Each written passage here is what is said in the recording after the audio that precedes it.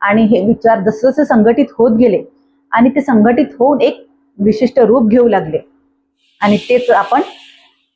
त्या विशिष्ट रूपाचंच आपण एक जसं म्हणतो की व्यक्तींनी प्रगती करून मानवी सभ्यता उभ्या केल्या. त्या सभ्यता उभ्या असलेल्या सभ्यता, प्राचीन सभ्यतांच्या मागे आपण बघतो संघटित त्यांची विचारशक्ती आहे, विचार प्रणाली आहे. प्रत्येक सभ्यतांनी आपापली विचार प्रणाली मांडलेली आहे, आचरण पद्धती आहे.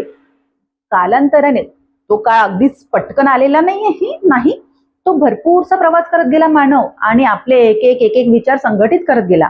आणि तेच संघटित विचार आपणास मोठमोठ्या सभ्यता जेव्हा उभ्या राहिलेल्या आहेत, त्या सभ्यतांची जेव्हा संस्कृती आपण अभ्यासतो आहे, त्या संस्कृतीच्या मागे असलेले विचार आपण बघतो आहे, त्या विचारांमध्ये आपल्याला दिसून येते. त्यामुळे ही जी संघटित संस्कृती आहे, ही